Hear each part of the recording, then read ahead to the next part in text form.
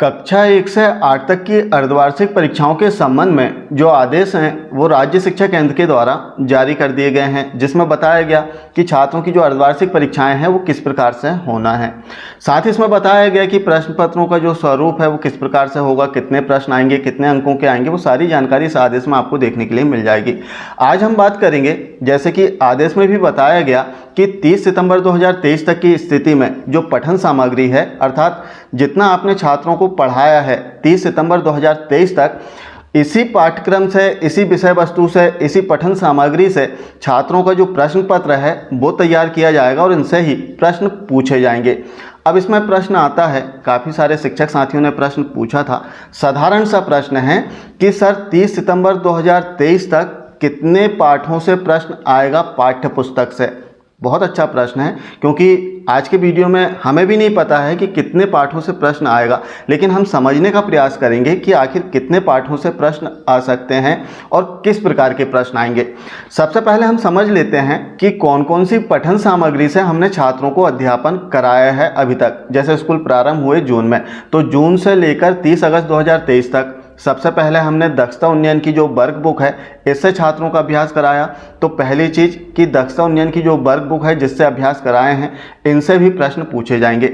दूसरी बात, 1 सितंबर 2023 से हमने पाठ्य पुस्तक और 8 ग्रेड की जो पुस्तकें हैं, जो अभ्यास पुस्तिकाएं हैं, इनसे भी कार्य प्रारंभ कर दिया है अपना अध्यापन का। तो 3 प्रकार की पठन सामग्री हो गई, दक्षता उन्नयन की वर्क बुक, दूसरा 8 ग्रेड और तीसरा पाठ्य पुस्तक। तो तीनों प्रकार की जो पठन सामग्री है इससे प्रश्न पूछे जाएंगे और इन्हीं से जो प्रश्न पत्र है इसका निर्माण किया जाएगा। अब इसमें महत्वपूर्ण प्रश्न कि जैसे पाठ्य पुस्तक से भी प्रश्न आएंगे तो कितने पाठों को इसमें समाहित करेगा 30 अगस्त 2023 तक की स्थिति में, क्योंकि इस संबंध में स्पष्ट जानकारी नहीं है। लेकिन यदि हम समझें, जैसे पाठ्य पुस्तक को हम देखें तो पाठ्य पुस्तक के प्रारंभ में ही जो वर्गीकरण है पाठों का कि कितने माह में कितने पाठ आपको पढ़ाना है, वो वर्गीकरण आपको देखने के लिए मिल जाता है। जैसे प्रथम माह में कुल कितने पाठ पढ़ाएंगे, द्वितीय माह में कुल कितने पाठ पढ़ाएंगे, इस प्रकार से 10 माह का विवरण इसमें आपको देखने के लिए मिलता है, जिसमें 9 माह जो होते हैं वो अध्यापन के लिए होते हैं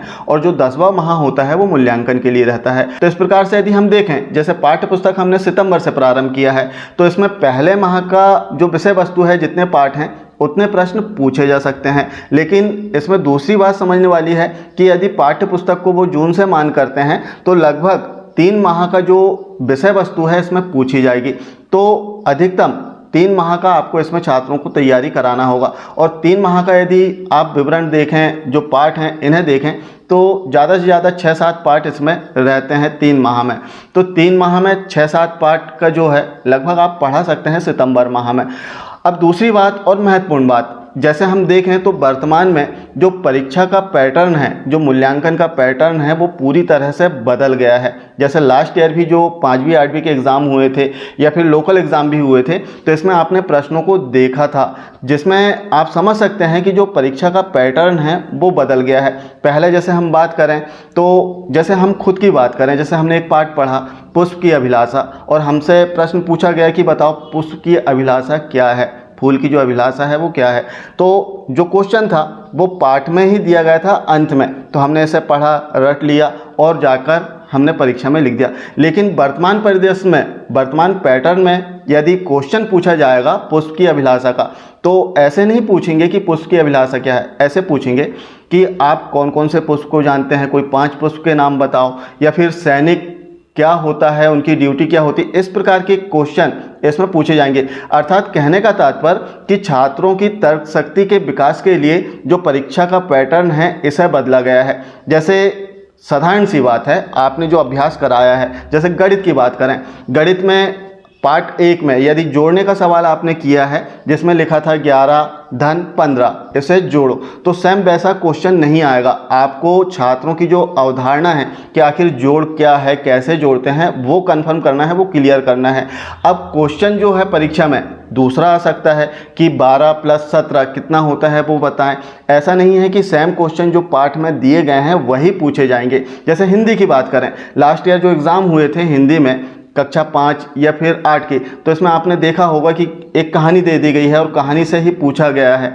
इसमें ऐसा नहीं था कि कोई पार्ट है और पार्ट से सेम क्वेश्चन उसमें पूछा गया हो। हाँ, एक दो क्वेश्चन हो सकते हैं, लेकिन सारे क्वेश्चन ऐसे पार्ट से नहीं पूछे गए थे। छात्र की जो तर्क शक्ति है, छात्र उसमें दिमाग लगाए कि इसमें क्या लिखना है, इसलिए जो परीक्षा का पैटर्न है वो बदला गया है। तो आपको छात्रों का जो कॉन्सेप्ट है, जो अवधारणाएं हैं विषयों की, वो क्लियर करना होगा। और यदि 3 माह का जो पार्ट है उसमें आप देखेंगे कि 2-3 प्रकार की अवधारणाएं हो सकती है जिन्हें आप छात्रों को कंफर्म करा सकते हैं, क्लियर करा सकते हैं, और इन अवधारणाओं के आधार पर ही छात्रों से प्रश्न पूछे जाएंगे। ऐसा नहीं है कि पाठ में जो क्वेश्चन दिए गए हैं सेम वैसे ही क्वेश्चन आ जाएं।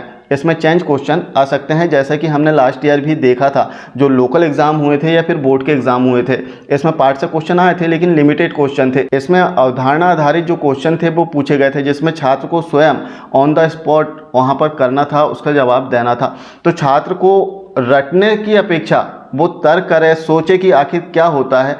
इस आधार पर जो परीक्षा का पैटर्न है वो बदला गया है। जैसे आपको भी याद होगा, एक पार्ट जब मैं पढ़ता था उस समय एक पार्ट था, एक शिकारी और एक कबूतर या फिर कोई पक्षी के संबंध में उसमें एक पार्ट था, जिसमें वो बताते हैं कि शिकारी आएगा, दाने डालेगा, जाल बिछाएगा, हमें शिकारी के जाल में फंसना नहीं है। छात्र रट लेते थे और उसका जवाब लिख के पहुंचा देते थे, लेकिन उसके पीछे आखिर अवधारणा क्या है, कॉन्सेप्ट क्या है, वो छात्र नहीं समझ पा रहे थे।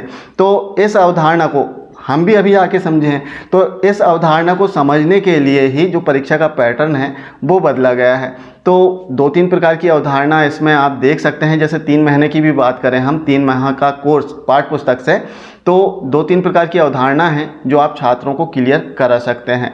साथ में जैसे अभ्यास की बात करें, दक्षता उन्नयन की जो वर्क बुक थी, इसमें जो अभ्यास दिए गए थे, इनसे आपने बहुत अच्छे से अभ्यास कराया होगा, तो इसी आधार पर भी प्रश्न आ सकते हैं। तो देखेंगे इसका जो ब्लूप्रिंट है वो दे दिया गया है। 26 क्वेश्चन इसमें आएंगे, 60 अंक के क्वेश्चन आएंगे।